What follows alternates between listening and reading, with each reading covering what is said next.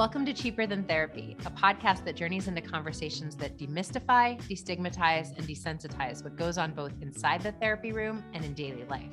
I'm Vanessa Bennett. And I'm Danae Logan. And we are seekers, soul sisters, and holders of sacred space. Every week, we sit down for soul-provoking conversations with fellow seekers, thought leaders, change makers, and even real people during live coaching sessions as they navigate the hard work it takes to be a human. This is Cheaper Than Therapy. Hey, everybody. Welcome back to another episode of Cheaper Than Therapy. Today, we are talking to May, and May wrote in wanting to talk about something that Danae and I love to talk about, which is codependency. But also, it sounds like kind of more particular is really this idea of your struggle with control, right? And how that is showing up in your life and in your relationships. So I'd love if you could take us deeper. Okay. Yeah. Hello. I'm so happy that I'm here. So I found out I'm a codependent about 2 years ago, and I've been trying to recover ever since. I have taken your classes on the TAT Lab, and they have been really helpful. So one of the things that I struggled most with was letting go of control, because I grew up in a really controlling family and in a community that control means care. So that's not good. And I guess there's this thing. So in my head, sometimes I can't tell what the difference between being controlling and being caring. And that usually comes up in my relationship with my partner. There are like certain stuff that I think if I don't tell him, that I just don't care about him, because I know that this is in his interest. So if I don't tell him, then I don't care about him. I don't love him. But if I do, then I might come off as controlling. So I'm really confused about that. Well, how does he feel? So I guess one of my questions that's coming up is, I think it's really great that you've done a lot of work around your kind of personal ownership in the relationships, right? And kind of tracing that thread back to upbringing and stuff like that. But in your relationship with your partner, I'm curious to know, does your partner feel like it's control? Is that the conversations that you all have had between the two of you? Okay, so we had a breakup for a couple of months. It was right when I found out I'm a codependent. And before then, I had no idea I was controlling. But when we broke up, I found out that all that time he thought I was controlling, but I had no idea. So I don't want it to get to that place again. And also there are certain stuff that I can give you an example of. For example, let's just say I can give professional medical advice. Okay.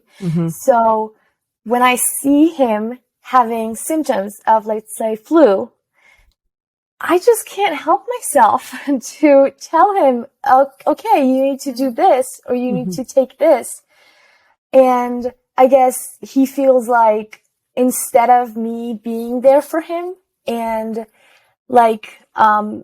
being kind to him or loving towards him, I'm just trying to control the situation, and I'm in a fight mode, trying to get rid of the problem.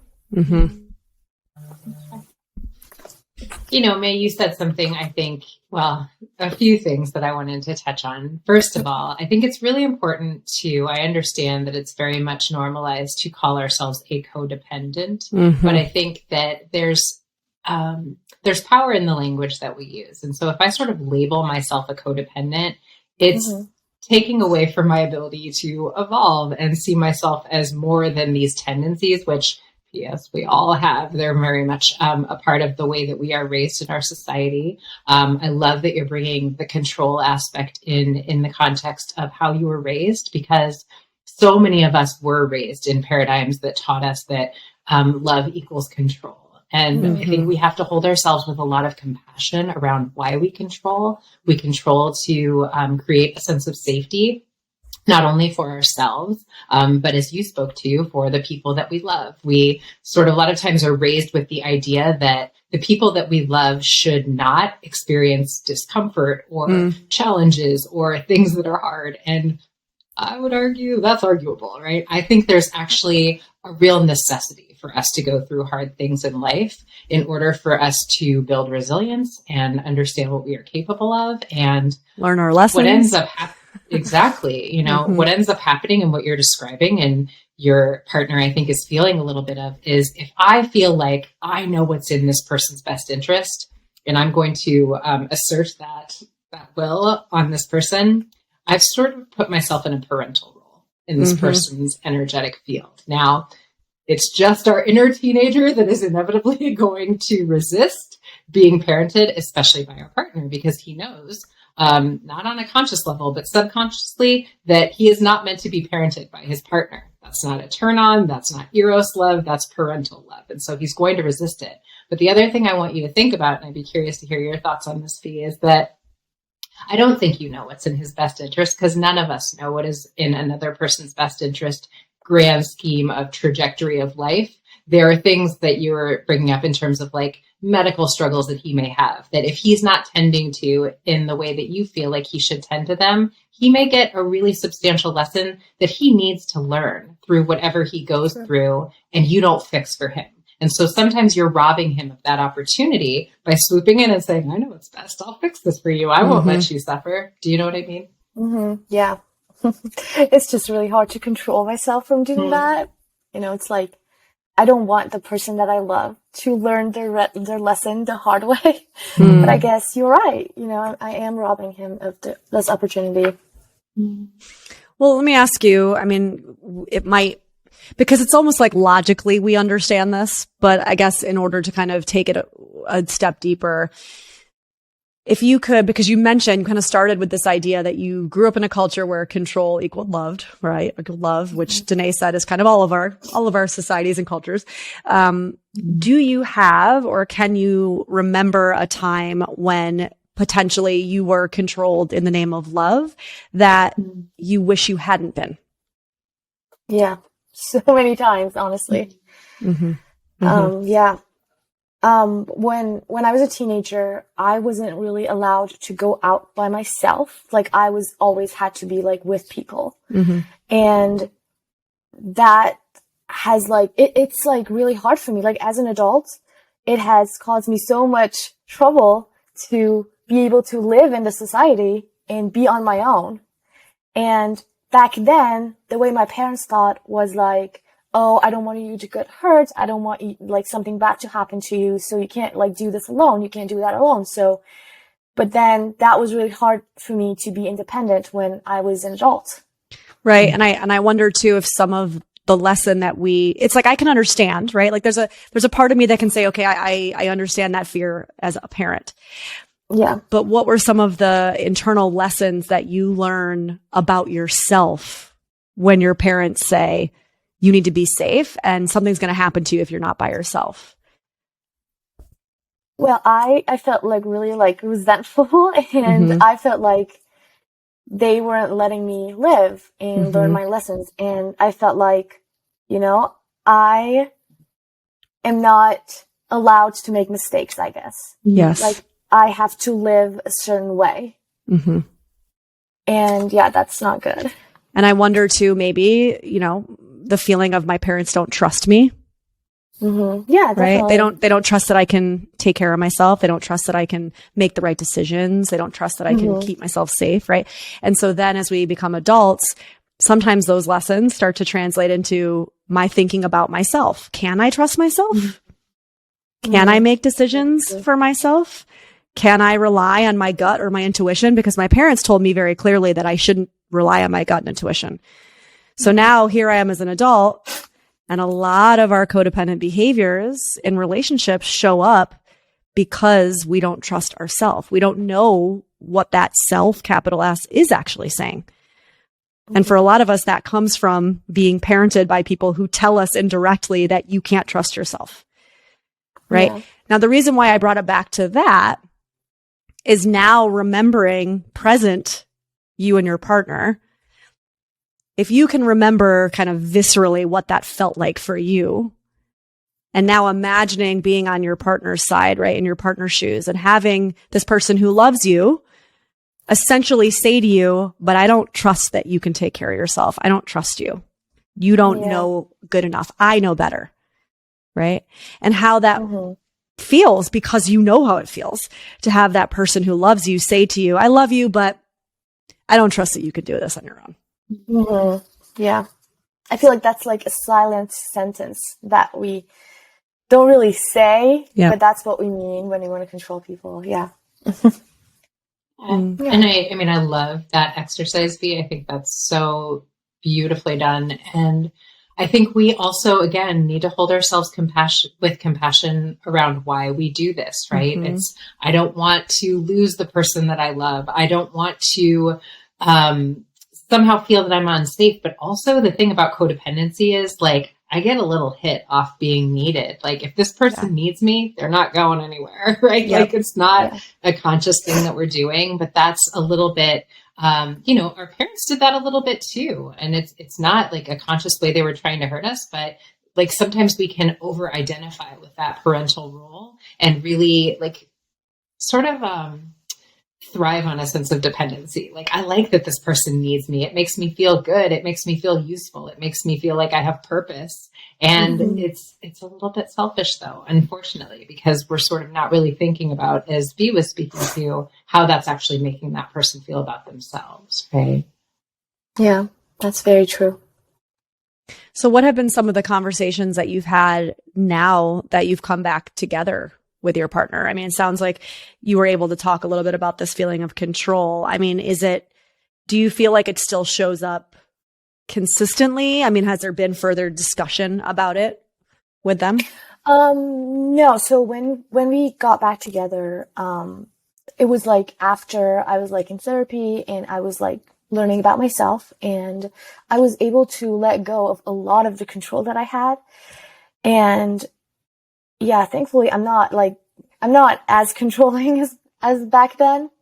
So we never like really had a conversation about, me being controlling again, but it's just my fears because I just don't want to go back to that point. And it's like, for me, it's just hard to tell the difference of like my actions. Like, is this me being concerned about them? Is this me being controlling?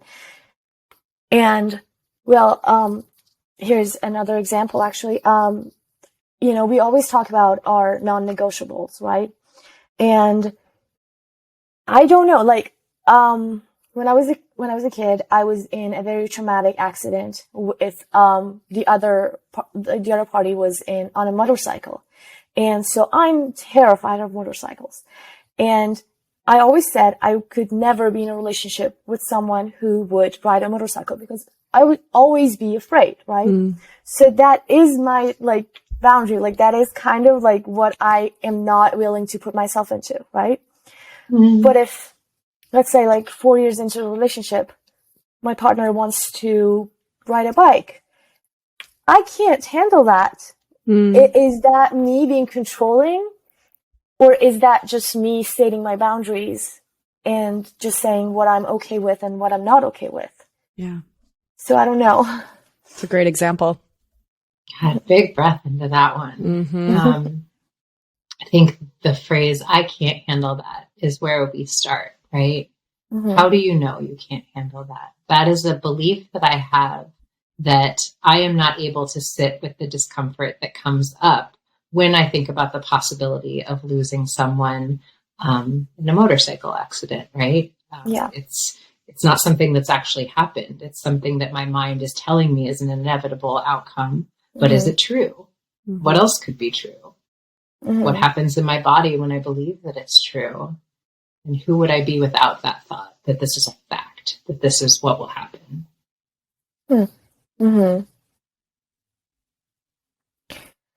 I just feel like it's just something that I don't know. It just makes me feel so anxious when I think about it. And when I think about not having this feeling, I just feel like there's no world that could exist. Like I cannot let go of this feeling. It's just a really irrational fear maybe, but I just can't help myself.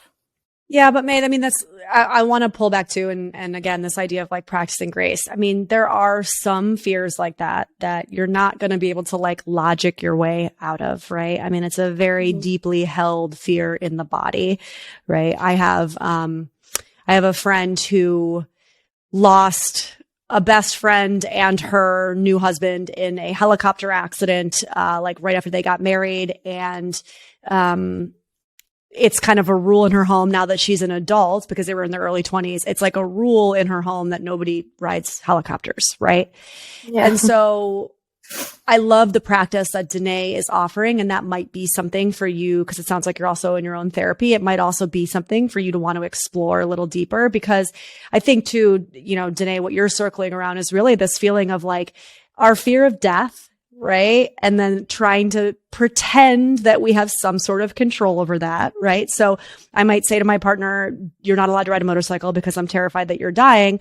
But we also know that your partner could walk outside and get hit by a bus, right? Yeah. And so at the end of the day, there's no amount of control in the world that's going to decide his fate, right? Or their fate. Like it's just not going to happen. We have no control over that.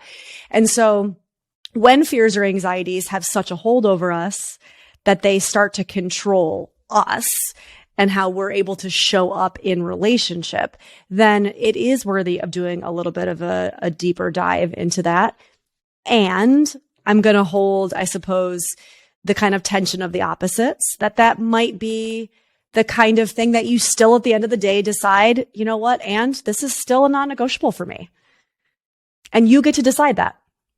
You know, and then the other person gets to decide how they're going to respond to it, though. That's the thing. Like you do get to decide what your boundary is, right? And if one of your boundaries is, listen, I've done work around it. I have this trauma around it. It's just a deeply held belief that I have. I'm not comfortable with it. The other person then gets to decide how they're going to show up in that boundary, right? And if your partner says, well, I'm going to ride a motorcycle, then you can't obviously control that, right? Yeah, that's true. Yeah.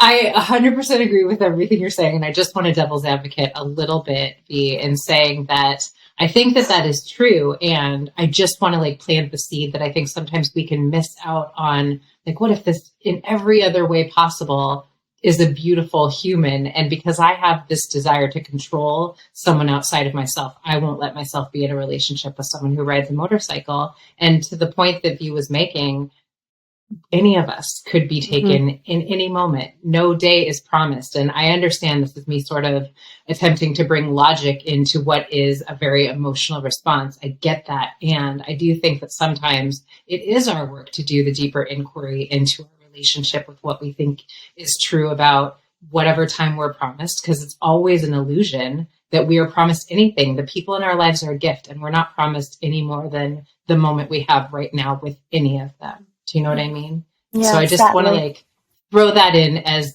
a space to be in that inquiry of planting that seed as well, I guess. Mm-hmm. Yeah, I understand what you're saying. It is really sad that it's like out of our control, but yeah, it is the reality. It is what it is, I guess. Well, and there's some, you know, there's some amazing trauma work that can be done around that particular trauma that you went through and where and how it is stored in the body and in the psyche at far, far, far deeper levels than our logical conversation is ever going to even remotely scratch, right?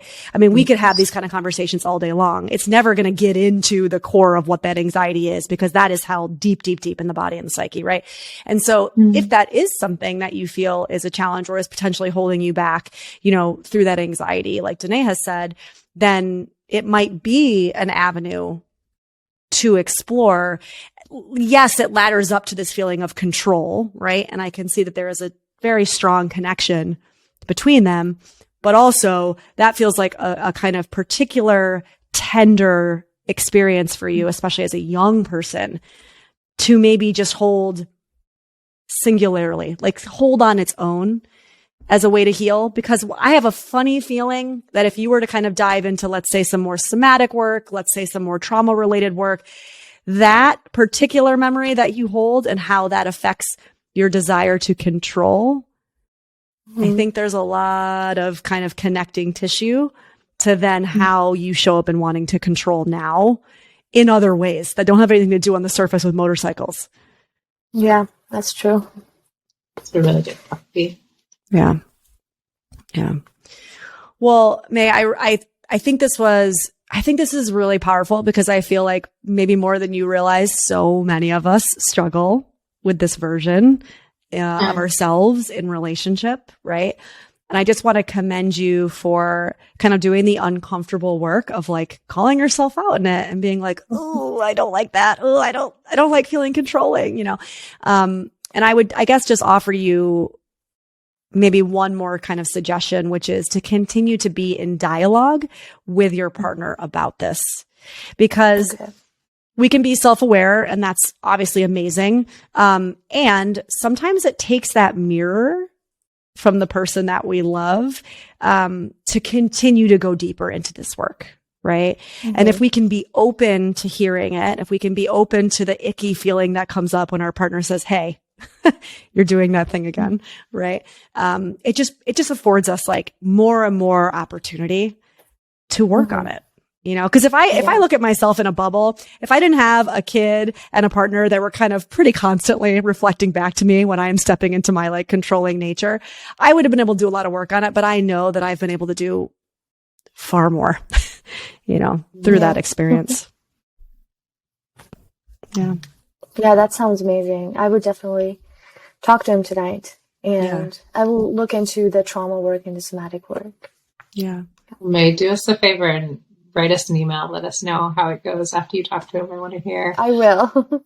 Okay, I will definitely. Okay. You know, I'm so glad that she went to that like deeper memory, which she like didn't share in the beginning. Because I feel like as an example for people who are listening, I mean, listen, this was like a 20-minute conversation, right? Mm-hmm. But as therapists, I mean, this is the kind of work that we get to do, which is like, well, let's continue to follow the thread. Let's continue to kind of peel back the layers of conditioning, the layers of fear, the layers of trauma that, and you know, eventually over time, just kind of compile and like harden, right? As we go through life, and we get to go back to those moments and say, okay, well, this might be one of those nuggets that is really important actually to get in and do some further healing around, because it's showing up in your relationship outside of motorcycles. Yeah. I mean, I think she's such a beautiful example of when we take personal responsibility for like, what is my part in this, which she was just so beautifully willing to do. I think that is when our relationships can be a source of healing versus a place that we sort of hide out from doing our inner work. Like if this person just lets me control him and like, we're just in this constant battle back and forth for control, I think we can really miss out on the opportunity to understand like, where did this originate? Is this true about who I want to be? Because there's no way that anxiety around death is only impacting her in her relationship. I'm sure holds her back in other facets of her life. So it's like relationships can be such a deep catalyst for us healing across the board if we're willing to take our 100%, right? Yeah, I think that's a really good point. I think that so many of us, you know, the activation that comes from being challenged by a person that we love can run really, really deep, right? Especially those of us who have this kind of core belief that if I've done something bad, that means I am bad. And if you can get to a place where you start to maybe either unravel some of that belief or also just hold that belief outside of yourself and say, okay, that's here. And I know that that's there, but I'm still going to do my work to try my best to be open to hearing the feedback anyway.